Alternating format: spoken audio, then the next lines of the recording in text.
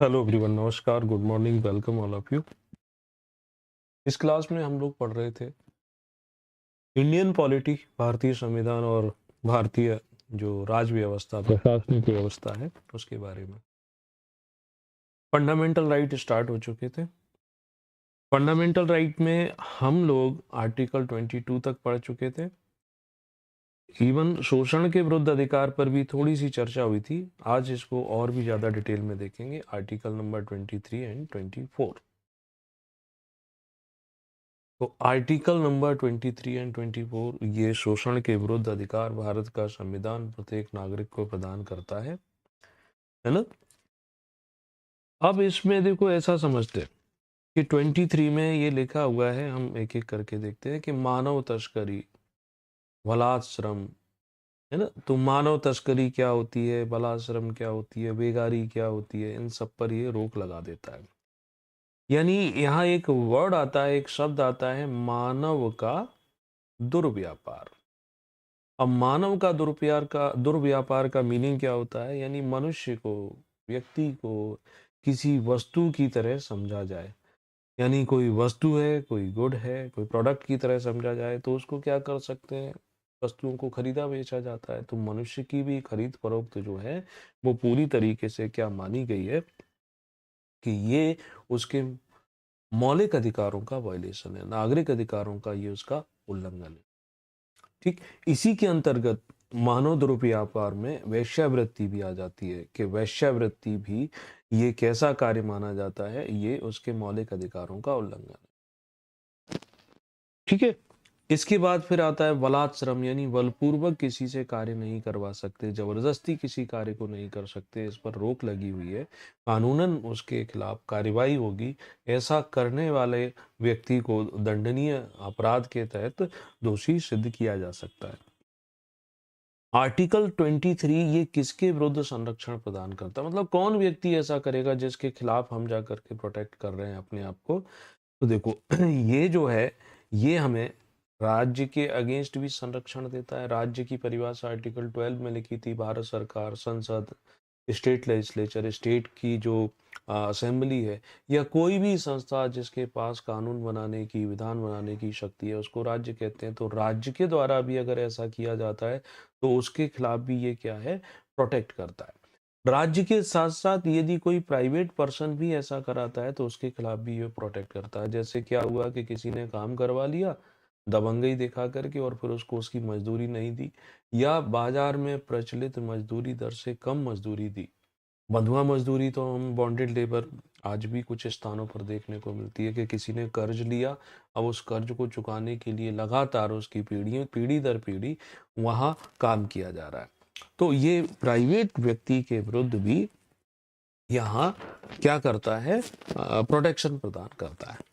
लेकिन इसमें एक बात ध्यान रखना कि किसी सेवा को सरकार यदि अनिवार्य सेवा घोषित कर दे, यानी देखो इसको ऐसे समझ लेते हैं कि लोक हित में, इन पब्लिक इंटरेस्ट, लोक हित में अगर कोई भी सर्विस, कोई भी जॉब, कोई भी कार्य सरकार ने घोषित कर दिया है कि ये अनिवार्य है, करना पड़ेगा, फिर कोई व्यक्ति ये नहीं कह सकता कि अरे ये तो मौलिक अधिकारों का वायलेशन हो रहा है, इसमें तो ये लिखा है कि हमसे बलपूर्वक काम नहीं करवा सकते। आप वह काम करना नहीं चाहते हो, सरकार ने बोल दिया है कि नहीं ये अनिवार्य है। जैसे मान के चलो सरकार कोई ऐसा कानून पास कर दे कि प्रत्येक व्यक्ति को क्या होगा कि अपने एजुकेशन, ग्रेजुएशन करने के बाद 1 वर्ष तक उसे आर्मी में भेजा जाएगा, यानी सैनिक सेवा जो है अनिवार्य कर दें। या कम्युनिटी सर्विस जो होती हैं, जिन्हें हम सामाजिक सेवाएं कहते हैं, वो अनिवार्य कर दें कि आप वृद्धाश्रम में जाएंगे सप्ताह में 1 दिन के लिए, या ट्रैफिक व्यवस्था 1 घंटे के लिए संभालेंगे सप्ताह में। तो ये लोक हित में यदि अनिवार्य किया जाता है तब ये नहीं क्या कहा जा सकता बदले में आपको कोई सैलरी, कोई विशेष अधिकार, कोई लाभ नहीं दिया जाता, तब ये बिल्कुल भी नहीं बोल सकते कि ये मेरे मौलिक अधिकारों का वायलेशन। ठीक है। तो ये सब लगेगा। अब प्रश्न आता है कि ऐसा क्यों लिखा है मौलिक अधिकारों में कि शोषण के विरुद्ध अधिकार, क्या आवश्यकता थी।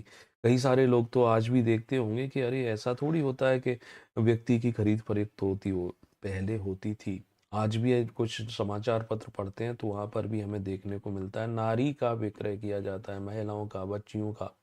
है ना? वेगारी कराई जाती है, वेगारी मुफ्त में काम करवाया जाता है। इसलिए ज़रूरत पड़ी कि एक व्यक्ति को उसके मौलिक अधिकार के रूप में कम से कम इतना तो हम दे दें, है ना? तो इस आर्टिकल के द्वारा ये चीज़ें प्रदान की जाती हैं। आर्टिकल नंबर 24, 24 क्या कहता है कि 14 वर्ष से कम आयु के बच्चों को खतरनाक स्थानों पर काम करने से प्रतिबंधित करता है। 14 वर्ष से कम आयु के बालक हैं, बालक ही है जब वह है, तो फिर क्या किया जाएगा? बालक, उसका बचपन खुशहाल व्यतीत हो, इसलिए ये प्रावधान किए गए। यानी ऐसे किसी कारखाने में, ऐसे किसी फैक्ट्री में काम नहीं दिया जा सकता इन बच्चों को, जहां उनकी जान को खतरा हो। उनके जीवन को सुरक्षित करने के लिए ये कार्य करता है। आगे चल कर के देखो इसमें फिर क्या किया जाता है कि पूरी तरीके से जो बाल श्रम है वो प्रतिबंधित भी कर दिया जाता है। हर वस्तु के, हर व्यू के, हर चीज के दो एस्पेक्ट होते हैं, दो पहलू होते हैं। इसमें भी हमें दो पहलू देखने को मिलते हैं। मान के चलो एक ऐसा व्यक्ति, ऐसा परिवार है जिसके घर में कमाने वाला कोई नहीं है, बालक ही है 12 13 14 साल की उम्र का, उसको ही अपना भरण पोषण करना है स्वयं का, या उसके परिवार में कोई भाई बहन हो, छोटा माँ हो।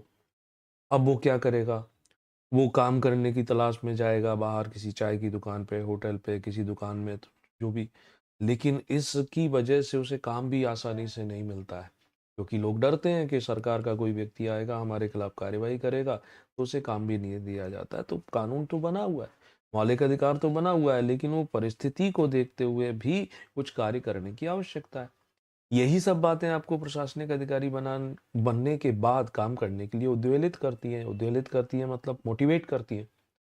आप एक अच्छी पोस्ट पर, एक अच्छे उस पर जाते हो, तो सरकार की योजनाएं होती हैं जो ऐसे बच्चों के, ऐसे परिवार के हितों के लिए, उनके भरण पोषण के लिए चलाई जाती हैं। या तो उन्हें उस योजना की जानकारी नहीं है, जानकारी है तो उस तक वह लाभ पहुंच नहीं रहे हैं, वो आपको करने पड़ेंगे। इसी के लिए तो आप अधिकारी बनने जा रहे हो, पैसा कमाने के लिए थोड़ी जा रहे हो, पैसा तो आता है। पद, पोस्ट के साथ पैसे की आवक अपने आप होती है, लेकिन पद और पोस्ट पर पहुंचने के बाद जो कार्य आपको करना चाहिए, वो भी आपको ही करने चाहिए। में टाल मटोल बिल्कुल भी नहीं की जाना चाहिए। नेक्स्ट है अगला मौलिक अधिकार, जिसे हम धार्मिक स्वतंत्रता संबंधी मौलिक अधिकार या religious right to religious freedom बोलते हैं। इसमें आर्टिकल 25 और 28, यानी 25 से 28 तक आते हैं।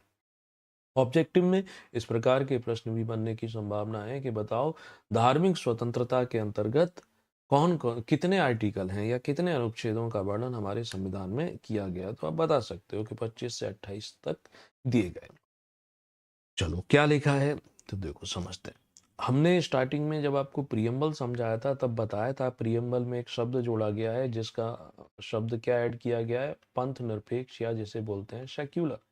42nd कॉन्स्टिट्यूशनल अमेंडमेंट के द्वारा जोड़ा गया ये, है ना? तो 42nd कॉन्स्टिट्यूशनल अमेंडमेंट से पहले ये पंथ निरपेक्ष शब्द नहीं था।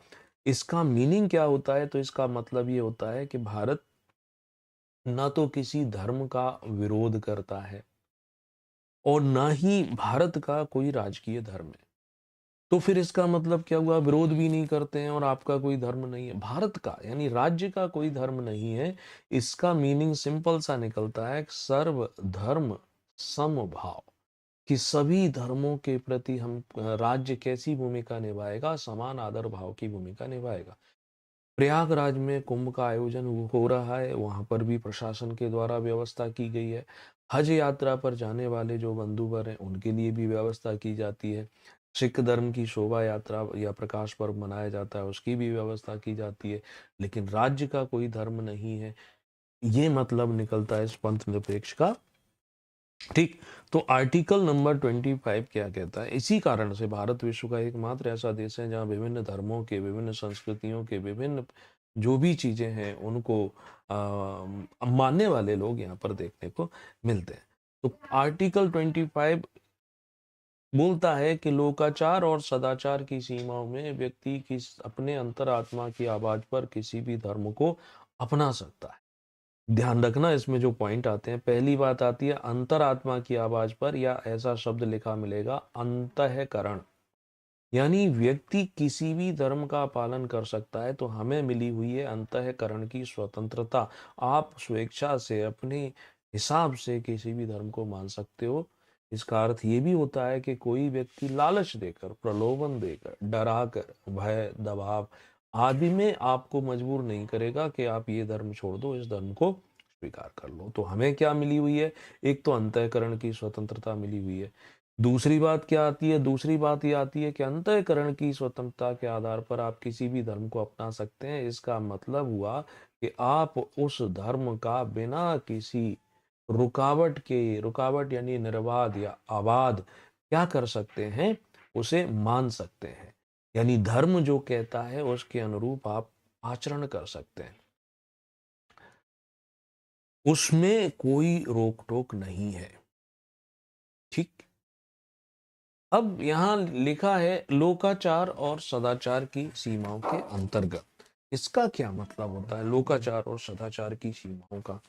तो लोकाचार और सदाचार की सीमाओं का मतलब ये निकलता है कि राज्य चाहे तो किसी धर्म से संबंधित किसी गतिविधि को वो ऐसा पाता है कि वह समाज के अनुकूल नहीं है, लोकहित के अनुकूल नहीं है, तो उस पर वो प्रतिबंध आंशिक रूप से या पूर्ण रूप से लगा सकता है, या उसको क्या कर सकता है?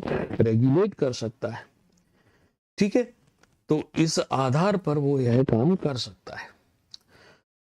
फिलहाल जैसे करंट अफेयर की मैं बात करूं, फिलहाल आप देखोगे कि प्रयागराज में महाकुंभ का आयोजन हो रहा है। हम कुछ दिनों से देख रहे हैं, अगर टीवी डिबेट देखें, 24 घंटे जो चलने वाले खबरिया चैनल हैं, वो दिल का ताड़ तो वैसे भी बनाते हैं। बात बहस ऐसी देखने को मिली कि वहां पर मुस्लिमों को अपनी दुकानें लगाने या जाने पर कुछ लोगों ने आपत्ति उठाई है। तो आर्टिकल नंबर 25 क्या कहता है कि धर्म यानी जो जिस व्यक्ति जिस धर्म में आस्था रखता है उसके अनुरूप आचरण करेगा। महाकुंभ जो है कोई सांस्कृतिक आयोजन जैसा तो नहीं है, ऑर्केस्ट्रा जैसा तो है नहीं, ये तो धर्म का अंग है ना। यानी जो सनातन धर्म को मानने वाले लोग हैं उनके धर्म का एक आचरण है, उनकी एक्टिविटी है। तो उसमें जाने का, उसमें भाग लेने का अधिकार सिर्फ उसी धर्म के अनुयायियों को मिलेगा जिसकी उस धर्म में आस्था नहीं है। जो उस धर्म को नहीं मानता है तो उसको क्यों जाने दिया जाएगा? अब मान के चलते हैं कि मक्का मदीना की जो यात्रा पर जाते हैं, वहां पर गैर इस्लामिक लोगों को तो जाने नहीं दिया जाता है। क्यों? भाई उनके धर्म की वो पवित्र स्थल है, उनके धर्म का क्रियाकलाप है, क्रियाविधि है, इसलिए वहां अलाउ उनको किया जाता है। वैसे ही ये है तो यहाँ पर उनको अलाउ नहीं किया जाता है। इसमें राजनीति करना है तो करते रहो। तो 25 जो है वो ये कहता है, यानी लालच देकर, प्रलोभन देकर धर्म को हम परिवर्तित नहीं कर सकते, वो दंडनीय अपराध है, उसके खिलाफ कार्यवाही होगी। फिर ध्यान रखना कि राज्य जो है धर्म से संबंधित किसी गतिविधि को रेगुलेट कर सकता है, विनियमित कर सकता है। उदाहरण है, आनंद मार्गी संप्रदाय को मानने वाले लोगों के द्वारा एक नृत्य किया जाता है, तांडव। तांडव नृत्य का सार्वजनिक रूप से जो मंचन है या सार्वजनिक रूप से उसका दर्शन करना वो प्रतिबंधित किया गया है, इसी के तहत प्रतिबंधित किया गया है। इसी में ये भी समझना पड़ेगा, जैसे सिख धर्म वाले लोग हैं वो कृपाण धारण करते हैं, तलवार एक छोटी सी रहती है वो अपने साथ धारण करते हैं। कारण है कि सिख धर्म में पंच ककार नियम होते हैं, यानी 5 अनिवार्य चीजें हैं जो उनको पालन करनी होती हैं। केश, कच्छा, कक्षा, कक्षा, कड़ा, कृपाण और कंघी। तो कृपाण धारण करना उनका धर्म का अंग है, धर्म के अनुरूप आचरण करते हैं, इसलिए आर्टिकल 25A में विशेष व्यवस्था की गई है ना। ऐसे ही इसमें ये भी लिखा गया है कि देखो जैन हो, बौद्ध हो, सिख हो, तो इनको हिंदू के अंतर्गत सम्मिलित कर लिया जाता है। ये संविधान के इस आर्टिकल के तहत आता है। तो आनंद मार्ग वाला मैंने आपको उदाहरण दिया था, क्योंकि तांडव में विवश प्रदर्शन किया जाता है तो इसलिए उस पर रोक। इसी तरीके से जो बकरीद मनाई जाती है इस्लाम में, तो बकरीद पर गौवध पूरी तरीके से प्रतिबंधित है। बकरीद मनाई जाती है, यहाँ पर गाय की हत्या करना ये इस्लामिक क्रियाविधि का अनिवार्य अंग नहीं है, इस पर प्रतिबंध लगा गया है। क्योंकि गौ जो है, गाय जो है, सनातन धर्म में हिंदुओं की पूजनीय है, माँ के समान समझा जाता है। तो एक समरसता बनी रहे तो इसलिए उसका पालन करना चाहिए। है ना? तो ये आर्टिकल नंबर 25 के अंतर्गत कुछ बातें बता रहा हूँ। वैसे ही क्या हुआ कि एक मुकदमा आया कि अगर कोई व्यक्ति जिसकी 2 से अधिक संतानें हैं, तो क्या वह चुनाव लड़ सकता है? यानी चुनाव जिनके 2 बच्चे हैं, वो लड़ सकते हैं, उससे ज़्यादा व्यक्ति को जो चुनाव होते हैं, उस पर प्रतिबंध लगा हुआ है। एक मुकदमा पहुंचा, वह मुकदमा है जावेद वर्सेस हरियाणा राज्य। हरियाणा राज्य का ये मुकदमा था, हाई कोर्ट के पास पहुंचता है। तो हाई कोर्ट ने ये कहा, ये चूंकि पंचायत के सदस्य से संबंधित था, कि पंचायत के सदस्य के जो चुनाव हो रहे थे, तो उसमें हरियाणा पंचायती राज अधिनियम में प्रावधान किया गया है कि ऐसे व्यक्ति ही चुनाव लड़ सकते हैं जिनकी 2 संतानें हैं। 2 से ज्यादा संतान है, उसको चुनाव लड़ने का अधिकार नहीं है ना? तो अब यहाँ पर हाई कोर्ट ने ये डिसाइड किया कि जिनके 2 से अधिक बच्चे हैं, वो आर्टिकल 25 का वायलेशन तो नहीं करते हैं, क्योंकि 25 में बच्चों से संबंध में तो कोई बातें नहीं बोली गई, ठीक।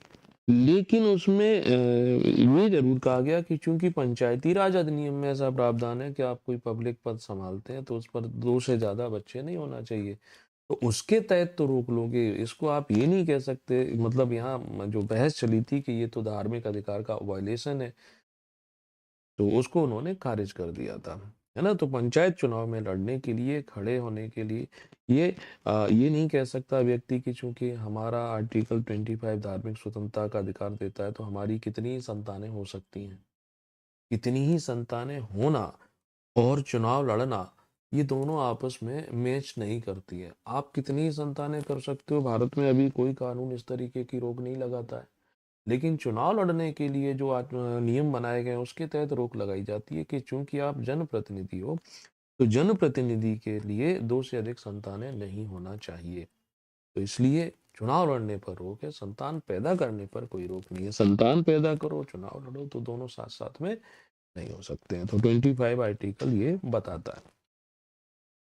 25 के बाद आगे बढ़ते हैं, हम आर्टिकल नंबर 26 पे चलते हैं। 26 जो है वो क्या कहता है कि धार्मिक कार्यों की प्रतिपूर्ति के लिए, धर्म संबंधी अधिकार तो मिल गए, अब आप धार्मिक कार्यों की प्रतिपूर्ति करना चाहते हो, उस उद्देश्य की पूर्ति के लिए क्या कर सकते हैं? कोई चल यानी मूवेबल, अचल नॉन मूवेबल संपत्ति अर्जित कर सकते।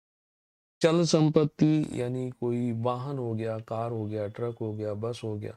अचल जमीन होती है, दुकान होती है, यानी जो स्थायी होती है। तो ऐसी चीजें आप अर्जित कर सकते हो। अर्जित कर सकते हो मतलब आप इनको क्रय कर सकते हो। अगर कोई बेच रहा है तो उससे आप खरीद सकते हो, और साथ ही साथ उसका क्या कर सकते हो? उसका मैनेजमेंट भी कर सकते हो, है ना? यानी आप धार्मिक संस्था बना दिया, अपने चैरिटेबल ट्रस्ट बना दिया। अब आप वहाँ पर भजन कीर्तन के लिए भवन बनाना चाहते हैं, अपने अनुयायियों के रोकने के लिए कोई हॉल बनाना चाहते हैं, तो कर सकते हो ना। आप उसी के अंतर्गत मान के चलो कोई मेडिसिनल कैंप लगाना चाहते हो, वो भी कर सकते हो। तो वो पूरा का पूरा अधिकार है, और उसका प्रबंधन करने का अधिकार भी उन्हीं लोगों को मिला हुआ है। तो धर्म संबंधी मामलों का प्रबंधन करने का अधिकार मिला हुआ है, चल अचल संपत्ति के स्वामित्व का। इसीलिए हम अलग अलग धर्म के लोगों जो हैं उनके पास देखते हैं कि काफी सारी उनके पास संपत्ति होती है, वो उनकी संपत्ति है ना।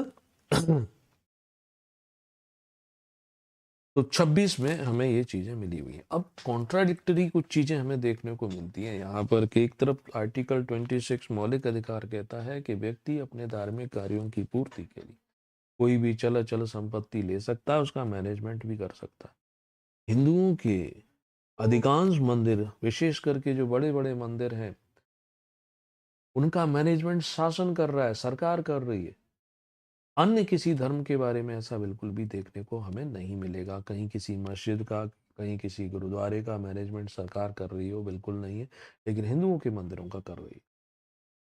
तो इस बात को लेकर के फ्री टेम्पल मूवमेंट, मंदिर मुक्त आयोजन आंदोलन भी चलाया जा रहा है। डिमांड की जा रही है कि धर्म व्यक्ति का जब निजी विषय है, तो सरकार कहाँ से आ गई? कुछ लोग ज्ञान देते हैं, है ना, जैसे पीके जैसी मूवी आती है कि दूध ऐसे ही बहा दिया जाता है, गरीब भूखा पड़ा हुआ है, ओह माय गॉड जैसी मूवी आती है। तो वो ज्ञान देने वाले लोग भी हमें एक तरफ़ा दिखाई देते हैं।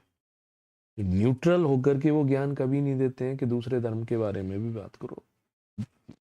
शिवलिंग को या किसी मूर्ति को जल अर्पित करना ये धर्म का हिस्सा है। ये क्रिया विधि है जो वेदों में लिखी गई है। उसका पालन किया जाएगा। आप जिन लोगों को ऐसा लगता है कि भूख से कोई व्यक्ति मर रहा है और यहाँ पर उस चीज़ का अपव्यय किया जा रहा है, तो वो उसकी देख-रेख क्यों नहीं कर लेता है? व्यक्ति अपनी श्रद्धा के वशीभूत होकर अपनी ईश्वर के प्रति प्रेम और आस्था के वशीभूत होकर के वह धार्मिक क्रियाविधि करता है, उस पर प्रश्न उठाने का विधर्मियों को कोई अधिकार नहीं होता है। तो ये चीज़ें थोड़ा-सा समझने की हैं। चूँकि धार्मिक गतिविधि है, वो कर्म है, धार्मिक कर्म करना ही पड़ेगा, उसको छोड़ थोड़ी सकते हैं। शिवलिंग पर दूध चढ़ाने का कोई नियम है, उसका कोई किसी विधि के तहत उसका पालन करना पड़ेगा। और अगर आप समाज सेवा करना चाहते हो, तो समाज में करो, कौन रोकता है? है ना? ये मेरा व्यू है, मैं कभी-कभी रैडिकल व्यू रखता हूँ इन चीज़ों का। नेक्स्ट आता है 27 में ये लिखा है कि कोई भी धार्मिक कर नहीं लगाया जाएगा और ना ही ऐसे किसी कर को देने के लिए किसी को बाध्य किया जाएगा। यानी इसका अर्थ ये निकलता है कि कर कौन लगाता है? स्टेट लगाता है टैक्स। कि स्टेट किसी भी प्रकार का धर्म संबंधी टैक्स नहीं लगा सकता और यदि ऐसा कोई टैक्स लगा है तो उसे व्यक्ति देने के लिए मजबूर नहीं है। धार्मिक कर नहीं लगता। जजिया जो था ऐतिहासिक रूप से हम देखते थे गैर मुसलमानों पर लगता था, हिंदुओं पर लगता था, ये धार्मिक कर था। तो ऐसे किसी टैक्स को ना तो लगाया जाएगा और ना ही ऐसे टैक्स को देने के लिए बाध्य किया जाएगा, है ना? अगर सरकार के द्वारा किसी विशेष धार्मिक संस्थान के लिए कोई प्रबंध किया जाता है, तो श्रद्धालुओं से वह उसके बदले में शुल्क ले सकता है और लेता भी है। जैसे हम देखें वैष्णो देवी जाते हैं तो वैष्णो देवी श्राइन बोर्ड बना हुआ है। तो उसके तहत जो यात्री जाते हैं वो पैसे देते हैं। अमरनाथ श्राइन बोर्ड बना हुआ है तो जो श्रद्धालु जाते हैं उसके द्वारा वो पैसे का भुगतान किया जाता है बदले में यदि उनको सेवा दी जा रही है तो। ठीक है। यहाँ ये चीज़ें आ जाती हैं। और 27 में ये भी लिखा है कि एक धर्म को कम मानना, दूसरे धर्म को ज़्यादा मानना, यानी एक धर्म के ऊपर दूसरे धर्म को बढ़ावा नहीं दिया जा सकता है ना? सभी धर्म सर्वधर्म समभाव की अगर थ्योरी चलेगी तो ये सब बातें बहुत हद तक जो है खत्म हो जाएगी। ठीक, जैसे इसका उदाहरण क्या आता है? उसका उदाहरण आता है कि एक केस आता है, मुकदमा है, सुरेश चंद्र वर्सेस भारत सरकार। भगवान महावीर जो जैन धर्म से संबंधित, उनके 2500वें निर्वाणवें दिवस को मनाने के लिए सांस्कृतिक कार्यक्रम रखा, उसके लिए सहायता मांगी गई। तो उसमें ये बता दिया गया कि यहाँ चूंकि 27 आर्टिकल जो है वो ये कहता है कि किसी धर्म को बढ़ावा नहीं दिया जा सकता है, सभी को समान रूप से मिलेगा। अगर किसी एक धर्म को सरकार सहायता देती है तो दूसरे को भी देगी, ऐसा नहीं करेगी कि एक को देगी तो दूसरे को नहीं देगी, है ना? 28 आर्टिकल क्या कहता है कि ऐसे ही कोई भी एजुकेशन इंस्टीट्यूट, शैक्षणिक संस्था जो सरकार के द्वारा मान्यता प्राप्त है या सरकार की सहायता से चलती है, तो उसमें कोई पहले तो धार्मिक शिक्षा नहीं दी जाएगी। और यदि धार्मिक शिक्षा दी जाती है तो ऐसे लेक्चर को अटेंड करने के लिए बाध्य नहीं किया जाएगा, है ना? तो देखो इसमें मैं थोड़ा सा और डिटेल कर देता हूँ, समझना। पहला पॉइंट इसमें ले लेते हैं कि ऐसी संस्थाएं जो पूरी तरीके से सरकारी हैं, यानी राज्य द्वारा संचालित। राज्य द्वारा संचालित का अर्थ ये हो गया पूरी की पूरी सरकारी है, उनका पूरा पैसा सरकार भरती है। एक दूसरी ऐसी संस्थाएं भी हो सकती हैं जिनको राज्य के द्वारा यानी स्टेट के द्वारा मान्यता मिली हुई है। जैसे प्राइवेट इंस्टीट्यूट होते हैं लेकिन डिग्री हुई यानी मान्यता तो उन्हें लेनी पड़ती है। यहाँ संचालन सरकार नहीं करती है, वो फीस वो अपना निजी स्तर पर जुटाते रहते हैं, है ना? सिर्फ मान्यता वाला काम है। तीसरी ऐसी संस्थाएं भी होती है कि है तो वो निजी बट सरकार के द्वारा उन्हें अनुदान दिया जाता है, सब्सिडी एड ग्रांट जो रहती है वो दिया जाता है। ठीक, तो ये 3 प्रकार से एक संस्था, एक और चौथी संस्था रख लेते हैं कि राज्य के द्वारा उसका संचालन किया जाता है, प्रशासित है, लेकिन वह किसी धर्मस्थ न्यास से न्यास के अधीन स्थापित है ना। ऐसे और डिटेल में अगर हम को समझते हैं तो अब यहाँ क्या होता है, देख, पहले नंबर की जो कैटेगरी है कि पूरी तरीके से सरकारी संस्थाएं, संचालन और सब कुछ सरकार करती है, वहां क्या होगा, किसी भी प्रकार की धार्मिक शिक्षा, किसी भी प्रकार की धार्मिक शिक्षा नहीं दी जाएगी। एक, ठीक है। अब बचते हैं सेकंड और थर्ड, दोनों एक साथ ले लेते हैं। यहाँ क्या है कि मान्यता मिली हुई है, और दूसरा क्या है कि सरकार के द्वारा समय समय पर उनको सहायता मिलती। तो ऐसी संस्थाओं में धार्मिक शिक्षा अलाउ है कि आप धार्मिक शिक्षा दे सकते हो, लेकिन उस लेक्चर को अटेंड करना या ना करना, अगर चाहते हो कि आप अपने स्टूडेंट को कंपलसरी बना दो, तो उनके पेरेंट्स से परमिशन लेनी पड़ेगी, तभी जाकर के उसको कंपलसरी कर सकते हो, अन्यथा नहीं कर सकते हो। अब ऐसी संस्थाएं हैं जो राज्य के द्वारा प्रशासित हैं, किसी धार्मिक न्यास ट्रस्ट या उसके अंतर आती हैं, तो उनमें तो धार्मिक शिक्षा दी जाएगी। जैसे इसका मतलब ये हुआ कि तुलसीदास अकेडमी या रामचरित अकेडमी, अब जो अकेडमी है किसी संस्था से जोड़ दी गई, किसी धार्मिक संस्था से, वहां तो चूंकि एकेडमी उसी के रिसर्च पर बनी हुई है तो उस पर कोई प्रतिबंध नहीं। फिर समझ लो कि जो पूरी तरीके से सरकार द्वारा संचालित है उनमें कोई धार्मिक शिक्षा नहीं दी जाएगी। दूसरी निजी है या सरकार से ग्रांट लेती हैं, उनमें धार्मिक शिक्षा दी जा सकती है, लेकिन धार्मिक लेक्चर अटेंड करने के लिए पेरेंट्स की अनुमति लेनी पड़ेगी। और चौथे प्रकार की संस्थाएं जो किसी धर्म से संबंधित हैं, बेशक सरकार के द्वारा संचालित होती हैं, वहां किसी प्रकार का कोई प्रतिबंध नहीं है। वो जिस धर्म से संबंधित है उस धर्म के बारे में शिक्षाएं वहां दी जाएंगी। तो ये था आर्टिकल नंबर 28, यानी धार्मिक स्वतंत्रता संबंधी जो अधिकार थे, जो 25 से लेकर 28 तक थे, वो कंप्लीट हो जाते हैं।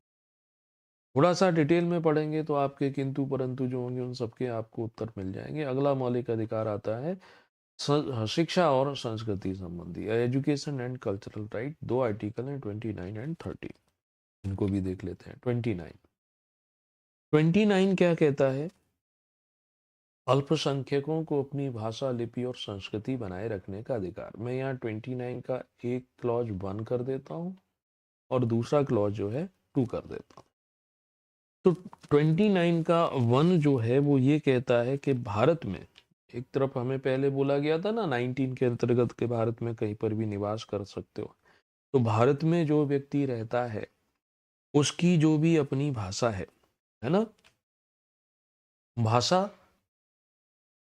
जो हम बोलते सुनते हैं, जो भी उसकी लिपि, लिपि का मतलब है उस भाषा को लिखने का तरीका, जैसे ये हिंदी भाषा है, देवनागरी लिपि है ना, या उसकी अपनी जो भी संस्कृति है, कल्चर, आंतरिक और बाह्य आचरण जैसे कहते हैं, उसको बनाए रखने की आर्टिकल नंबर 20 का क्लॉज 1 गारंटी देता है कि वो उसको कोई छोड़ने के लिए मजबूर नहीं कर सकता। आपको आपकी भाषा छोड़ने के लिए, उस भाषा की लिपि को बदलने के लिए, आपकी संस्कृति को छोड़ने के लिए मजबूर नहीं कर सकता है।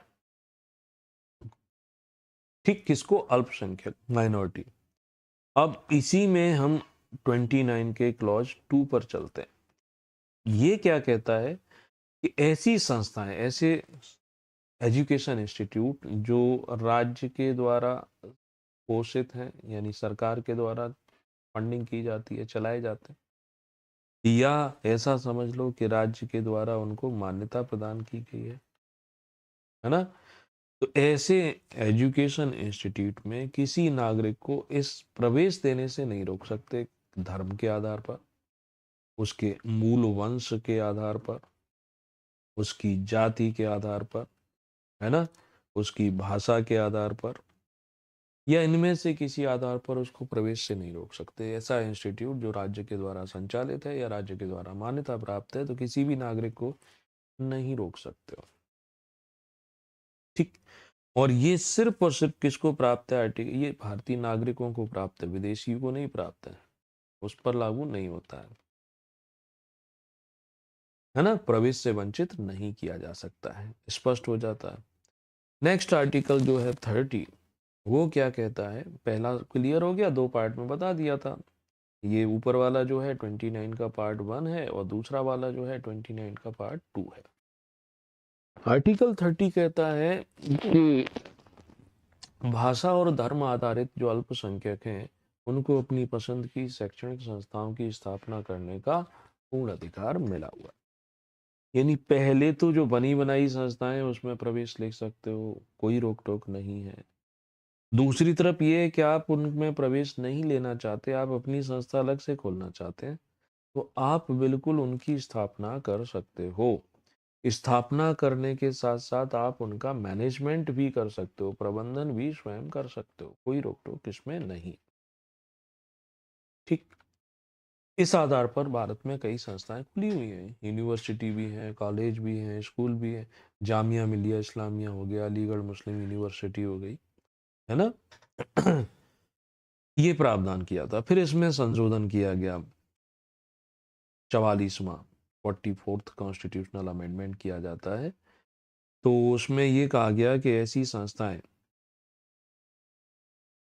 जो अल्पसंख्यकों के द्वारा स्थापित की गई हैं, तो उनको राज्य के द्वारा सहायता भी दी जा सकती है। सहायता देते समय भेदभाव नहीं किया जाएगा, दूसरी संस्थाओं और अन्य संस्थाओं में उनको समान रूप से देखा जाएगा, है ना। तो ये क्लियर हो जाता है। अब बात आती है कि अल्पसंख्यक किसे माना गया? तो अल्पसंख्यक के यहाँ पर एक धर्म और दूसरा भाषा माना जाता है ना। तो ऐसे इंस्टीट्यूट जो स्थापित करने की उन्हें स्वतंत्रता मिली हुई है। अल्पसंख्यक जो संस्थान है वो क्या कर सकते हैं? वो अपने यहाँ पर 50% रिजर्वेशन सिर्फ और सिर्फ अपनी कम्युनिटी के लोगों के लिए रिजर्व कर सकते हैं, है ना। अलीगढ़ मुस्लिम यूनिवर्सिटी मुस्लिमों के लिए 50% रिजर्व कर सकते हो, 50% में दूसरे लोग भी आ सकते हैं, ऐसा वो कर सकते हैं। क्लियर। तो ये हो गया 29 एंड 30। शिक्षा और संस्कृति संबंधी अधिकार हो जाते हैं। उसके बाद नेक्स्ट आता है आर्टिकल नंबर 31, जो अब नहीं है। पहले एक मौलिक अधिकार होता था, राइट टू प्रॉपर्टी, जिस राइट टू प्रॉपर्टी को 44वें संविधान संशोधन के द्वारा 1978 में मौलिक अधिकारों से समाप्त कर दिया गया, और इसको आर्टिकल 300 ए में शिफ्ट कर दिया गया है ना। तो अब यह मौलिक अधिकार नहीं रहा। तो इसके अंतर्गत जो थे 31 ए था, 31 टू था, 31 ए बी और सी करके थे, और एक 31 डी भी था। इसमें ये था कि संपत्ति के अर्जन करने, धारण करने, व्ययन करने का अधिकार है। मतलब आपके पास कोई संपत्ति है, आपकी इच्छा के विरुद्ध उसको कोई अधिग्रहित नहीं कर सकता। अगर मैं मोटे तौर पर इसको समझाने की कोशिश करूं सरल शब्दों में, मान लो सरकार यहाँ पर रेलवे ट्रैक बिछाने जा रही है। अब रेलवे ट्रैक बिछाने जा रही है, आगे आपकी जमीन आ जाती है। अब सरकार क्या करेगी? आपकी जमीन का हिस्सा अधिग्रहित करेगी, क्योंकि उसको यहाँ से सीधी रेलवे लाइन निकालनी है। जब ये संपत्ति का अधिकार था, तब यदि आप सरकार को अपनी जमीन नहीं देना चाहते, तो कोई भी आपकी जमीन नहीं ले सकता। यानी ये रेलवे ट्रैक यहाँ से तो नहीं गुजरेगा। अब पटरियों को बेंड करो, मोड़ के कहीं और से निकालो। जहां से निकालोगे वहां भी किसी की संपत्ति होगी। वो भी यदि यही ठान लेता है कि मैं भी अपनी प्रॉपर्टी नहीं छोड़ूंगा, तो रेलवे ट्रैक तो नहीं गुजर सकता। रेलवे ट्रैक हो, हाईवे हो, या कोई भी विकासात्मक कार्य हो, डेवलपमेंटल वर्क, देश का विकास कैसे होगा? बड़ी समस्याएं थी। तो इस दृष्टि से इस मौलिक अधिकार के कुछ प्रावधानों को, एक तरीके से ये कह लो कि मोटे प्रावधानों को हटा दिया गया। अब सरकार क्या कर सकती है कि सरकार आपकी जमीन ले सकती है, अधिग्रहित कर लेगी। अब जमीन आपकी थी, सरकार ने अधिग्रहण कर लिया, तो आपका तो नुकसान हो गया। हाँ, नुकसान हो गया, तो बदले में सरकार क्या करती है? आपको कंपनसेट करती है, मुआवजा प्रदान करती है। अब मुआवजा जो दिया जाएगा वह कितना होगा? अगर आपको ये लगता है कि मेरी ज़मीन की जितनी वर्थ थी उतना नहीं मिला है, उससे कम मिला है, तो क्या कर सकते हैं ऐसी स्थिति में आप एक सिविल केस बना सकते हो, यानी कि जो सक्षम न्यायालय है, जिला अदालत, जिला लेवल पे जिला अदालत में जा सकते हो, हाई कोर्ट, ऐसे करके जा सकते हो। सीधे सुप्रीम कोर्ट जाकर अपील नहीं कर सकते हो। तो 300 ए में शिफ्ट होने से इस पर ये प्रभाव पड़ता है। पहले ऐसा था कि अगर पहले ज़मीन किसी ने ले ली है, तो सीधा सुप्रीम कोर्ट में जाके बोल दोगे कि ये तो मेरे मौलिक अधिकार है, मौलिक अधिकारों में लिखा है कि मेरी संपत्ति मेरी है, मैं उसका उपयोग करूँगा और ये छीनना चाह रहे हैं, ये अधिग्रहित कर रहे हैं। तो यह ऐसे करके ये चीज़ें यहाँ से शिफ्ट कर दी गई। तो 31 अब समाप्त हो चुका है। फंडामेंटल राइट का सबसे महत्वपूर्ण अधिकार माना जाता है आर्टिकल नंबर 32। आर्टिकल नंबर 32 जिसे राइट टू कॉन्स्टिट्यूशनल रेमेडीज कहा जाता है, संवैधानिक उपचारों का अधिकार कहा जाता है। रेमेडीज यानी उपचार किसके किए जाते हैं? बीमार व्यक्ति के किए जाते हैं। तो ऐसे ही अगर मौलिक अधिकार बीमार हो जाते हैं तो उनका उपचार स्वयं आर्टिकल नंबर 32 यानी कि छठवां मौलिक अधिकार कर देता है। इसी के कारण इसे डॉक्टर वी आर अम्बेडकर क्या कहते हैं? भारतीय संविधान की आत्मा भी कह देते हैं, या भारतीय संविधान की इसे हृदय भी कहा जाता है। इस 32 आर्टिकल में टोटल 5 प्रकार की रिट हैं। रिट क्या होती है? तो रिट यानी सुप्रीम कोर्ट के द्वारा दिए गए निर्णय, आदेश को कहते हैं कि यदि किसी व्यक्ति के मौलिक अधिकारों में कमी की जाती है या मौलिक अधिकारों का उल्लंघन होता है, तो सुप्रीम कोर्ट ये 5 रिट जारी कर सकता है। सुप्रीम कोर्ट के अलावा इन्हीं 5 रिटों को जारी करने का अधिकार हाई कोर्ट को भी मिला है। सुप्रीम कोर्ट जारी करता है आर्टिकल नंबर 32 के अंडर में, हाई कोर्ट इन्हीं रिटों को जारी करेगा, तब आर्टिकल नंबर 226 लगता है। संसद को यह अधिकार है कि वह विधि बना करके किसी अन्य संस्था को भी ये रिट जारी करने का अधिकार दे सकता है। ऐसा एक ऑब्जेक्टिव आया हुआ है कि बताओ अब रिट जारी करने का अधिकार निम्न में से किसको होता है? तो नीचे लिखा है सुप्रीम कोर्ट, हाई कोर्ट, फिर तीसरे में लिखा है कि संसद विधि बना करके किसी अन्य संस्था को भी यह अधिकृत कर सकती है, और फिर लिखा हुआ है ऑल ऑफ द एबव। तो ऑल ऑफ द एबव यहाँ पर इस कंडीशन में सही होगा। क्लियर है? अब ये 5 रिट कौन सी हैं उनको समझ लेते हैं। महत्वपूर्ण है ये पांचों रिटें, याद हो जाए यही अच्छा है। मुख्य परीक्षा में भी काम आती है, इंटरव्यू में भी काम आती है। पहली रिट है बंदी प्रत्यक्षीकरण, हैबियस कॉर्पस जिसे बोलते हैं।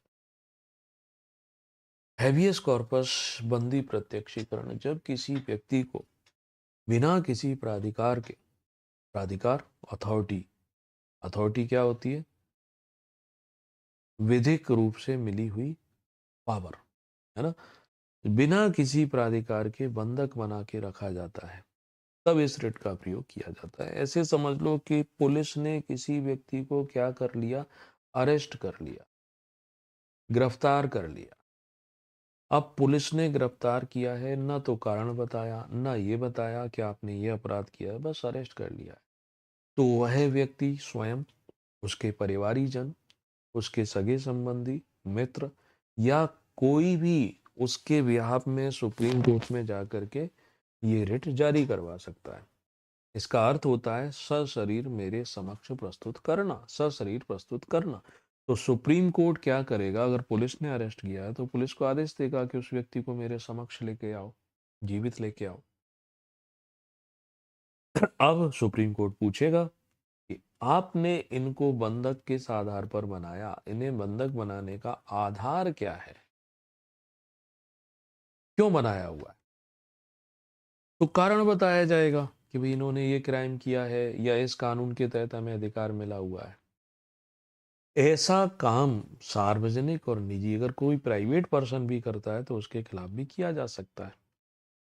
अब कुछ रियल लाइफ में होने वाले एग्जाम्पल से मैं समझाऊं।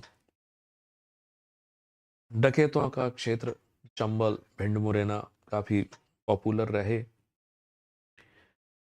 क्राइम हालांकि अब सभी जगह बढ़ चुके हैं, ऐसा नहीं कि वहीं पर डकैत थे। डकैतों का क्राइम अलग लेवल का था, पान सिंह तोमर देखी होगी, है ना, बागी हैं हम, डकैत नहीं, डकैत तो संसद में बैठे। मान लो किसी ने क्राइम किया, अक्सर ऐसा हमें देखने को मिलता है कि किसी ने क्राइम किया, क्राइम करके वह भाग गया, पकड़ में नहीं आ रहा है, तो पुलिस क्या करती है? पुलिस उसके रिलेटिव्स, उसके माता पिता, उसके भाई बंधु जो भी हैं, उनको पकड़ के पुलिस स्टेशन में ले आती है और बंद कर देती है। बंद किए रहती है, 8 दिन, 10 दिन, 15 दिन, एक एक महीने तक भी बंद किए रहती है, और उनको 24 घंटे के अंदर मजिस्ट्रेट के सामने पेश भी नहीं करती है। ये तो गैर कानूनी काम है। ये पुलिस क्यों कर रही है? क्यों कर रही है? इसका कारण, उसका आंसर ये है कि पुलिस उस पर दबाव बना रही है कि जिस व्यक्ति ने क्राइम किया है, आपका संबंधी है, आपका बेटा है, या जो भी है, उसको सरेंडर करवाओ, तभी हम तुम्हें छोड़ेंगे। तो दबाव बनाने के लिए ये काम करती है। वो 24 घंटे की सीमा का वायलेशन कर रही है, तो उसके खिलाफ क्या कार्रवाई नहीं होती है? कार्रवाई तो तब होगी जब ऑन रिकॉर्ड ये किया गया हो, यानी ऑन पेपर जिनको बंधक बनाया गया है, उनको रोज नामचा, यानी जो पुलिस स्टेशन की डायरी रहती है, उसमें एंट्री ही नहीं की जाती है कि इनको हमने गिरफ्तार किया है। तो जब उनकी एंट्री ही नहीं है, तो कैसे उनके ऊपर एक्शन लिया जाएगा? कैसे पता चलेगा? है ना? तो ये एक तरीके होते हैं। निजी लोग कैसे बंधक बना सकते हैं? निजी लोग बंधक बना सकते हैं, कई सारे तरीके होते हैं। जैसे मान लो कोई नाबालिग है, अब किसी नाबालिग लड़की को बहला फुसला करके किसी व्यक्ति ने प्रलोभन दे करके अपने साथ ले गया या विवाह कर लिया, जो भी कुछ है, तो अब एक तो नाबालिग लड़की है, तो इसका मतलब बेशक वह सहमत थी तो भी उसकी मर्जी नहीं मानी जाएगी, जुवेनाइल है। तो वो कौन व्यक्ति था उसको ले गया, उसके खिलाफ भी ये रिट जारी हो सकती है। या मान लो प्राइवेट कंपनी है, प्राइवेट कंपनी ने अपने एम्प्लॉय को टारगेट दे रखा है कि ये जब तक पूरा नहीं होगा हम घर नहीं जाने देंगे। अब टारगेट पूरा हुआ नहीं, अब उनको बंधक बना के रखा है, तो उनके खिलाफ भी यह रिट जारी की जा सकती है। तो ये एक ऐसी रिट है, पहली रिट है जो सार्वजनिक के साथ साथ प्राइवेट सेक्टर पर भी लागू होती है। दूसरी रिट आती है मैंडेमस, परमादेश। परमादेश सबसे बड़ा आदेश। जब कोई भी लोक अधिकारी अपने कर्तव्यों का पालन ना करे या सही से ना करे, तो उसको उन कर्तव्यों के पालन करने के लिए यह रिट जारी की जाती है।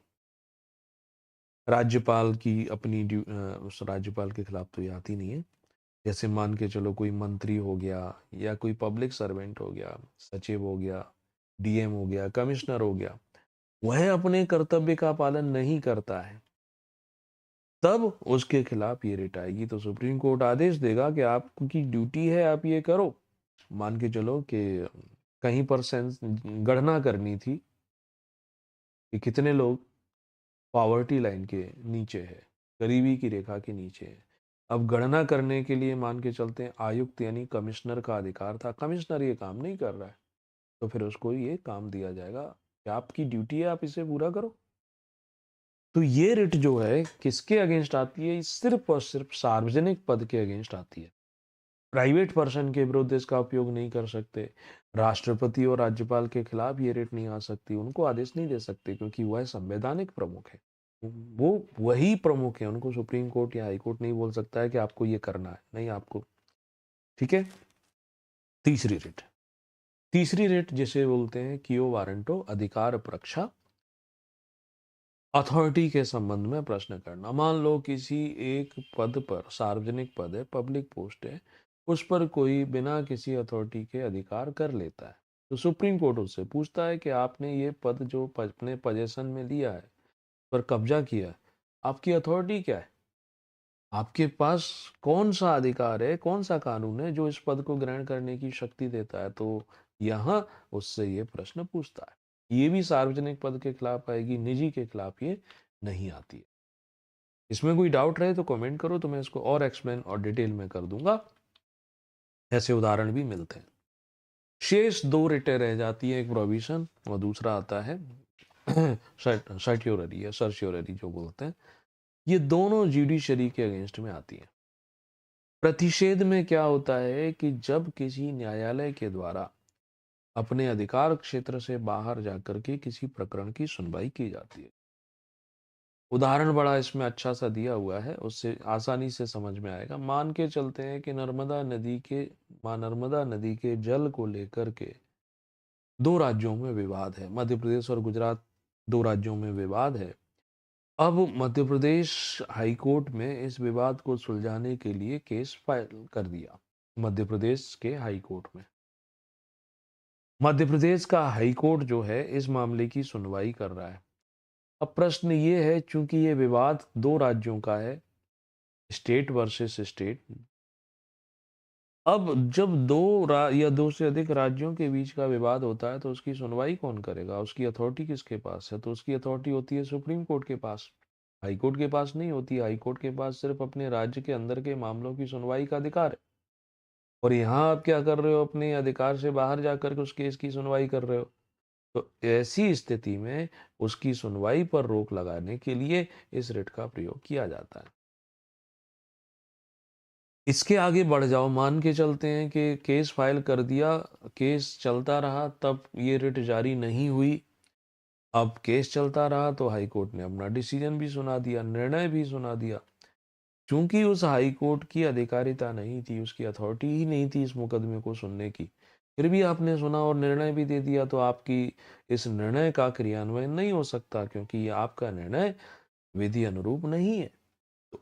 उस निर्णय के क्रियान्वयन पर रोक लगाने के लिए जो रिट आती है उसे सर्च्योररी या उत्प्रेषण या सर्ट्योररी के नाम से जानते हैं। तो एक यानी प्रतिषेध प्रोविशन आती है जब निर्णय नहीं हुआ है, यानी विचाराधीन है मामला, और दूसरी तब आती है जब निर्णय हो चुका है उसके क्रियान्वयन पर रोक लगाने के लिए। ये दोनों लास्ट वाली रिट न्यायिक यानी जुडिशरी, अर्ध न्यायिक जिसे क्वासी जुडिशरी बोलते हैं। अर्ध न्यायिक मतलब होता है कि ये किसी विशेष मुकदमों की सुनवाई के लिए बनाई गई अदालत है। जैसे उपभोक्ता फोरम हो गए, कंज्यूमर कोर्ट हो गए, यहाँ सिर्फ उपभोक्ता संबंधी मुकदमों की सुनवाई होगी। या ग्रीन ट्रिब्यूनल हो गया, यहाँ सिर्फ हरित मुकदमों की यानी पर्यावरण संबंधी मुकदमों की सुनवाई होती है। या कैट हो गया, सेंट्रल एडमिनिस्ट्रेटिव ट्रिब्यूनल, ये भी न्याय का काम करते हैं। जो अखिल भारतीय स्तर के या केंद्रीय सेवाओं के अधिकारी रहते हैं उनके, या अन्य मुकदमों की सुनवाई नहीं होगी तो उनके खिलाफ भी इस रिट का प्रयोग किया जा सकता है। तो ये 5 रिट थी जो आर्टिकल नंबर 32 के अंतर्गत आती है। ओके, याद हो जाएंगी, हो जाना चाहिए। अब मैंने आपको इसके प्रीवियस लेक्चर में बताया था कि फंडामेंटल राइट का इम्पोर्टेंस क्या है, महत्व क्या है, कुछ पॉइंट लिख करके दिए। आज भी वही बात दोहराता हूँ, कुछ नए पॉइंट ऐड ऑन करता हूँ। प्लस हम चलेंगे कि मौलिक अधिकारों में संशोधन को लेकर के क्या स्थिति है, कौन कर सकता है। तो इसमें ऐड ऑन में फंडामेंटल राइट, इनका महत्व है कि ये देश में क्या करते हैं, डेमोक्रेसी की स्थापना करते हैं, लोकतंत्र की स्थापना करते हैं। बेशक राजनीतिक डेमोक्रेसी सही, राजनीतिक लोकतंत्र, मगर ये स्थापना करते हैं, इसलिए भी इनका काफी महत्वपूर्ण है। प्लस ये क्या करते हैं, जो भी नागरिक हैं उसके भौतिक, है ना, उसकी भौतिक सुरक्षा, उसकी नैतिक सुरक्षा के लिए अनिवार्य स्थितियां प्रदान करते हैं या बनाते हैं। ठीक है, अगला क्या पॉइंट आता है भाई? अगला मैं तो क्या लिख सकते हो, ये हमारी इंडिविजुअल लिबर्टी भी तो प्रदान करते हैं, व्यक्तिगत स्वतंत्रता प्रदान करते हैं। ठीक है, ये विधि के शासन की स्थापना करते हैं। कोई भी ऐसा कानून नहीं बनाया जाएगा जो मौलिक अधिकारों में कमी कर रहा हो। विधि के शासन की स्थापना करते हैं ना। नेक्स्ट क्या पॉइंट आप लिख सकते हैं इसमें? जैसे अलग अलग अधिकार मिले थे अलग अलग वर्गों को, अल्पसंख्यकों के लिए भी मिले हैं तो वो भी जोड़ सकते हैं। अल्पसंख्यकों माइनॉरिटी जिन्हें कहते हैं, भाषा और धर्म के आधार पर जो बने हुए थे, अल्पसंख्यकों, वीकर सेक्शन, कमजोर वर्ग के हितों की रक्षा करते हैं।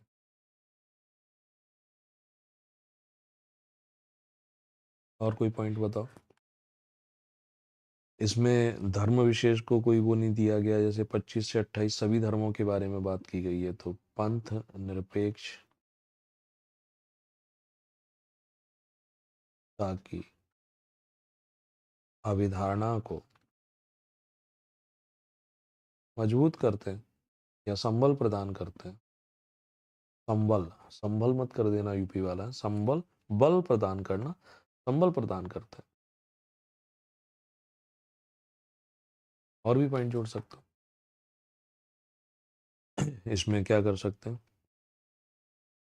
न्याय यानी सामाजिक समानता भी देते हैं,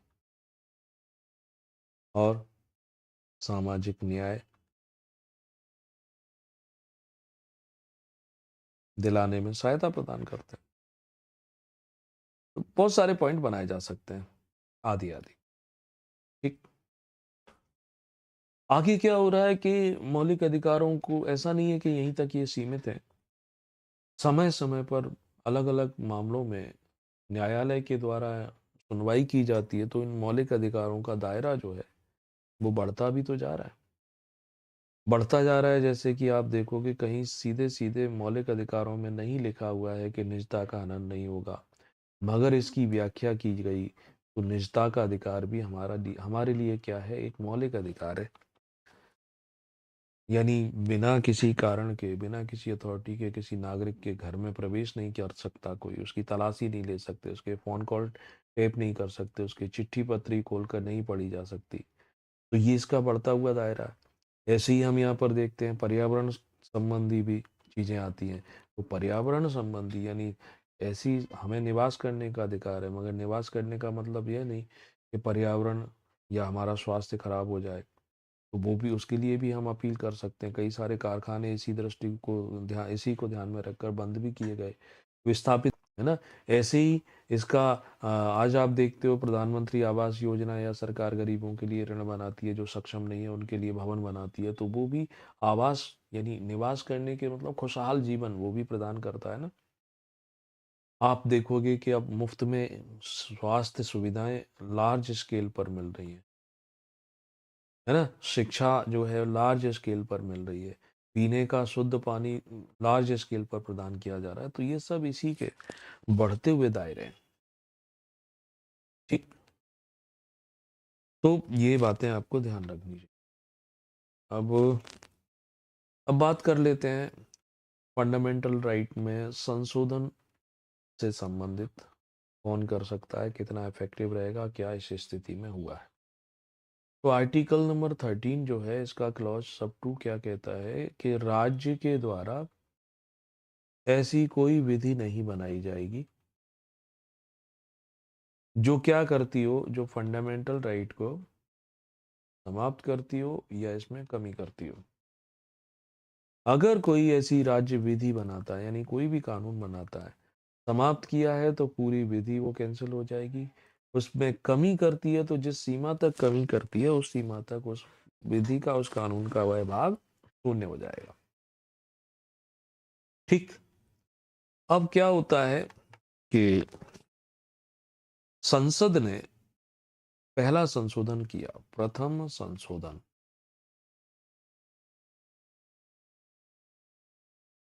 प्रथम संशोधन किया, और उसमें ये बोला कि हमारी जो 9th शेड्यूल है, 9वीं अनुसूची, मैंने स्टार्टिंग में ही बताई थी कि 9वीं अनुसूची में जो टॉपिक हैं, जो कानून रख दिए गए हैं, जो विषय रख दिए गए हैं, उनको किसी भी कोर्ट में, किसी भी न्यायालय में उनको चैलेंज नहीं कर सकते। 9वीं अनुसूची की ये विशेषता है ना। और इसके लिए क्या किया प्रथम संशोधन, कि 9वीं अनुसूची में जो कानून डालेंगे उनमें किसी की सुनवाई नहीं की जाएगी। आर्टिकल 15 में एक सबसेक्शन जोड़ा गया, 15 क्लॉज 4, याद है ना 15वां वाला। जो धर्म जाति के आधार पर भेद को अब इस मामले को लेकर के एक मुकदमा चला। उस मुकदमे को हम कहते हैं शंकरी प्रसाद वर्सेस यूनियन ऑफ इंडिया यानी भारत संघ। यहाँ मुकदमे में इसको चैलेंज किया गया 1951 में। सुप्रीम कोर्ट का डिसीजन आया इस मुकदमे में। प्रकरण क्या है कि संसद ने संशोधन किया, 9वीं अनुसूची में जो विषय डाल दिए गए हैं उस पर किसी न्यायालय में कोई चुनौती नहीं दी जा सकती, और इसी को ध्यान में रखते हुए इन्होंने एक सब क्लॉज आर्टिकल 15(4) में एड ऑन कर दिया। मुकदमे अब ये शंकरी प्रसाद वर्सेस भारत संघ का मामला आया, 1951 में मामला आता, सुप्रीम कोर्ट ने अपना निर्णय दिया। तो जो सुप्रीम कोर्ट का निर्णय था उसमें संसद की शक्तियों के बारे में बताया गया, संसद क्या कर सकती। तो संसद की उन्होंने एक शक्ति बताई कि एक तो संसद के पास है ऑर्डिनरी पावर, साधारण शक्ति, और दूसरा संसद के पास है संविधान संशोधन संबंधी शक्ति, संवैधानिक शक्ति। क्योंकि हमारे यहाँ पर आर्टिकल 368 में संसद को यह शक्ति मिली है कि वह संविधान के किसी भी उसमें संशोधन कर सकती है। अब संसद क्या करती है कि अपनी इस ऑर्डिनरी पावर का प्रयोग करके वह कानून बनाती है, बनाए जाते हैं समय समय पर, विधि का निर्माण करती है ना। यानी यहाँ संसद को विधि निर्माण की पावर है, यानी कुछ नया क्रिएट करने की शक्ति मिली है, सृजनात्मक शक्ति है, क्रिएटिव पावर है। अब ये पावर संशोधन भी कर सकती है, संशोधन भी कर सकती है संविधान में, मगर ये संशोधन जो है साधारण विधि से नहीं हो सकता है। यानी अगर संशोधन करती है तो यह साधारण विधि से नहीं हो सकता है ना। तो कैसे कर सकती है कि 368 के तहत वो संशोधन कर सकती है, क्योंकि वहां पे संविधान संशोधन की शक्ति मिली हुई है। तो अब पहला जो संशोधन किया गया वो 368 के तहत किया गया। तो उन्होंने ये कहा इस मामले में कि संसद ने जो संशोधन किया है, यानी प्रथम संशोधन जो है वो वैलिड है, उसकी वैधता बनी रहेगी। यानी संसद को फंडामेंटल राइट में संशोधन करने की शक्ति है, ये मान लिया। ओके, आगे चल करके क्या होता है, आगे चल करके एक और मुकदमा आता है। वो मुकदमा है नाम क्या था उनका, नाम भूल गया मैं। हाँ, सज्जन सिंह साहिब, सज्जन सिंह वर्सेस राजस्थान राज्य, 1955 में ये मुकदमा आया। ओके, और इसमें सुप्रीम कोर्ट ने ये फिर से माना है कि हाँ, संसद के पास शक्ति है कि वह क्या कर सकती है, मौलिक अधिकारों में संशोधन कर सकती है। ठीक, और आगे बढ़ जाते हैं, और आगे बढ़ते हैं तो क्या होता है, मैं यही लिख देता हूँ या आगे वाले पेज पे चलूँ, नहीं यही लिखना ज़्यादा उचित रहेगा, यहाँ समझ लेना। फिर एक और मुकदमा आता है गोलकनाथ वर्सेस पंजाब राज्य। भाई थे दो, उनके बीच में विवाद था प्रॉपर्टी को लेकर के। सुप्रीम कोर्ट ने ये कहा, पुराने अपने जो फैसले थे उनको पलट दिया कि संसद जो है संशोधन कर सकती है, लेकिन फंडामेंटल राइट में संशोधन करने की शक्ति नहीं है। विवाद ये था, गोलकनाथ और उनके भाइयों में उनकी संपत्ति का अधिग्रहण कर दिया गया था। तो उन्होंने बोला कि माय लॉर्ड, मी लॉर्ड, मियाँ लॉर्ड, ये संपत्ति का अधिकार जो है ये हमें संपत्ति रखने का अधिकार देता है, ये तो मौलिक अधिकारों का हनन है, सुनवाई करो, मेरे मौलिक अधिकारों की सुरक्षा करो। तो गोलकनाथ केस में सुप्रीम कोर्ट ने कहा कि हाँ, संसद को मौलिक अधिकार में संशोधन की कोई शक्ति नहीं है। क्योंकि मौलिक अधिकार क्या है, एक विशिष्ट स्थिति लिए हुए हैं। कोई भी अथॉरिटी, कोई भी ट्रिब्यूनल उसमें संशोधन नहीं कर सकता। इसलिए उन्होंने स्थापित कर दिया सिद्धांत कि ये संशोधन योग्य नहीं है। ओके, ठीक। अब आगे क्या होता है कि यहाँ पर क्योंकि उनकी प्रॉपर्टी का अधिग्रहण हो चुका था, उसके पहले अन्य राज्यों में भी प्रॉपर्टी का अधिग्रहण हो चुका था। अब वो सारी प्रॉपर्टी सरकार को वापस करनी पड़ती लोगों की। बड़ी विचित्र स्थिति थी। तो सुप्रीम कोर्ट ने ये भी कह दिया कि ये डिसीजन पुराने मामलों पर लागू नहीं होता है। अगर कुछ ऐसा हुआ है कि किसी की प्रॉपर्टी ले ली है, 9वीं अनुसूची में के तहत ऐसा कुछ विषय बनाकर डाल दी गई है, तो ये पुराने उस पर लागू नहीं होता है, आगे के लिए ये लागू होता है। अब संसद और न्यायपालिका दोनों एक दूसरे के विरोध में आ जाते हैं। एक दूसरे के विरोध में आ जाते हैं तो आगे चल करके एक और मुकदमा आया, बड़ा पॉपुलर है, आप सब जानते हो। तो गोलकनाथ वाद में जो फैसला आया, केशवानंद भारती का आएगा। अब गोलकनाथ वाद में संसद उसके सुप्रीम कोर्ट के फैसले को निरस्त करने के लिए या उसके प्रभाव को समाप्त करने के लिए संविधान में 24वां संशोधन किया गया 1971 में। और संशोधन करके जो आर्टिकल नंबर 13 था, जिसमें कहा है ना ऐसी कोई विधि नहीं बनेगी, उसमें क्लॉज 1 और 2 हुआ करते थे, इसमें एक नया क्लॉज जोड़ दिया 4 नंबर का। और उसमें ये जोड़ दिया जाता है और ये लिख दिया जाता है इसमें कि यदि संसद आर्टिकल 368 का प्रयोग करके कोई भी अमेंडमेंट करती है कहीं पर भी, चाहे वो मौलिक अधिकार क्यों ना हो,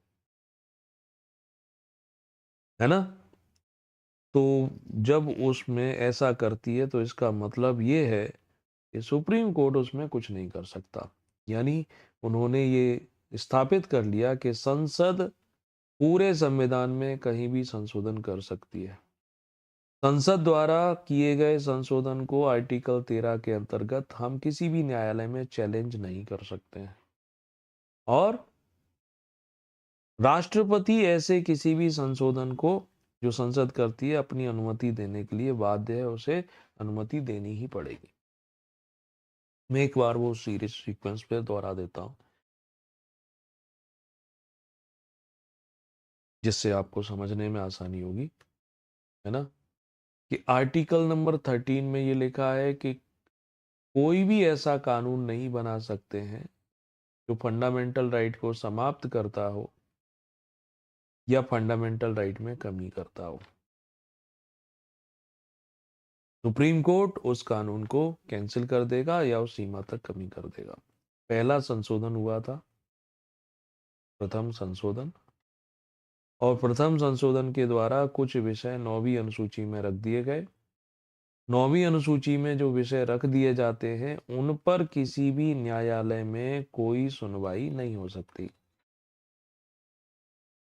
इसके विरुद्ध जो मुकदमा आया, ये तो वो सबसे पहले आया था, मैंने बताया आपको, शंकरी प्रसाद, है ना। शंकरी प्रसाद का जो मुकदमा आया, तो शंकरी प्रसाद के मुकदमे में सुप्रीम कोर्ट ने ये कहा था कि दो प्रकार की शक्तियां हैं। एक साधारण विधि होती है संसद के पास, और दूसरी रहती है संशोधन, यानी 368 के तहत। तो वो कहते हैं 368 के तहत साधारण विधि के अंतर्गत आप कानून भी बना सकते हो, संशोधन भी कर सकते हो। यानी उनको वैलिड ठहरा दिया था कि आपने जो प्रथम संशोधन किया है वो ठीक किया हुआ है। आगे चल करके सज्जन सिंह वाला मुकदमा जब आता है ना, वर्सेस राजस्थान राज्य 1956 में,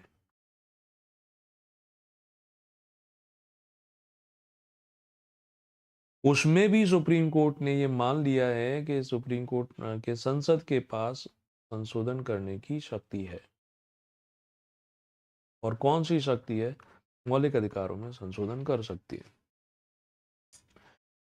लेकिन समस्या कहाँ उत्पन्न हुई? समस्या उत्पन्न होती है एक नई जगह, जब गोलकनाथ का केस आता है, गोलकनाथ इनकी प्रॉपर्टी जो थी वो सरकार के द्वारा ले ली गई भाइयों के विवाद में।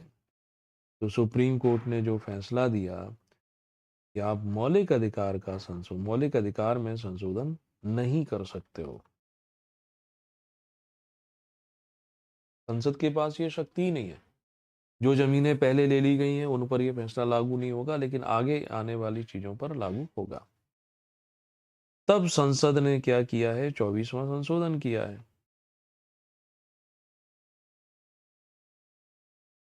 और उसने क्या किया, 24वें संशोधन के द्वारा एक 13 का 4 जोड़ा।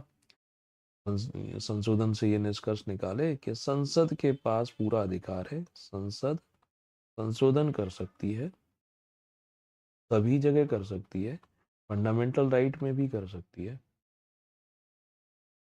कोई भी न्यायालय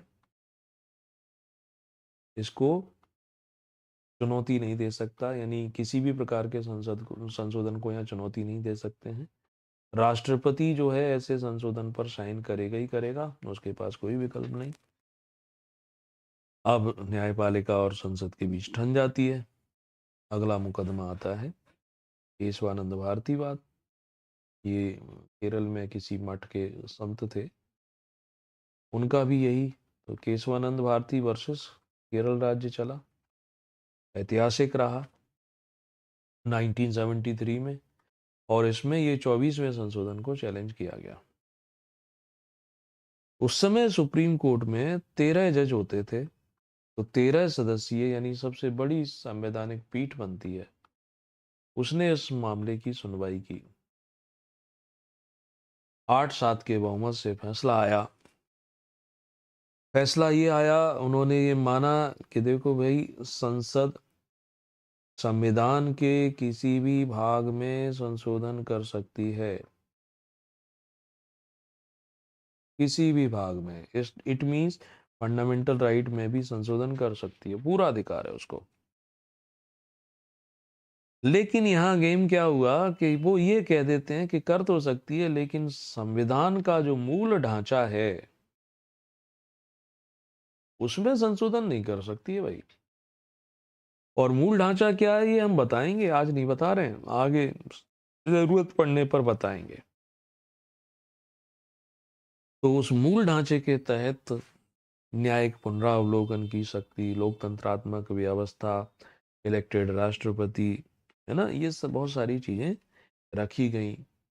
पंथ निरपेक्ष स्वरूप रहेगा, वो सब चीजें चलती रहती है। तो कुल मिला करके हम यहाँ पहुंच जाते हैं कि अगर कोई पूछता है क्या मौलिक अधिकारों में संशोधन हो सकता है, यस, और हुआ भी है। पहले तो कमी की गई थी मौलिक अधिकारों में, अब मौलिक अधिकारों को समाप्त भी किया गया है, 44वें संशोधन द्वारा हटा दिया गया है ना। तो ये सब बातें मैं समझता हूँ आपको स्पष्ट हो गई होगी। अब यहीं पर जुडिशरी संबंधित यानी इन वाद विवादों संबंधित कुछ ऐसे प्रश्न भी बनेंगे जिनमें डीपीएसपी और मौलिक अधिकारों का कंपैरिजन किया जाएगा कि किस निर्णय में मौलिक अधिकारों की तुलना में जो directive principle of state policy है उनको ज़्यादा महत्व दिया गया है। तो जैसे जैसे हम आगे बढ़ते जाएंगे वैसे वैसे इसको पढ़ते जाएंगे। आपका काम कितना सा बचता है, मात्र छोटा सा कार्य बचता है कि वीडियो को ज़्यादा से ज़्यादा शेयर जरूर कर दें। मैं नहीं समझता हूँ इतनी आसान भाषा में आपको बहुत ज़्यादा लोग पढ़ाते होंगे, पढ़ाते तो और भी लोग होंगे, मगर बहुत ज़्यादा पढ़ाने वाले नहीं मिलेंगे। एक एक पॉइंट को इतना माइक्रोस्कोपिक ढंग से एक्सप्लेन करने वाले। तो इतनी छोटी सी ड्यूटी तो निभा ही सकते हो, बदले में शेयर कर दो, सब्सक्राइब कर दो, लाइक कर दो, अलग अलग जो आपके प्लेटफॉर्म पे। ओके, और रेगुलरिटी से क्लास तो चलती रहेगी। मैं जल्दी ही शीघ्र ही यहाँ स्टार्ट करूँगा दूसरे जो टॉपिक हैं उनको भी, नए टॉपिक जो ऐड ऑन हुए हैं जिनको लेकर के एक्सप्लेनेशन अच्छा नहीं मिलता है, जैसे पब्लिक एडमिनिस्ट्रेशन हुआ, सोशियोलॉजी हुआ, और भी जो पेपर 4 हो गया, एथिक्स संबंधी चीज़ें हो गई, इकोनॉमिक्स हो गया। इनको बहुत ही आसान भाषा में नए सिलेबस के अकॉर्डिंग मैं आपको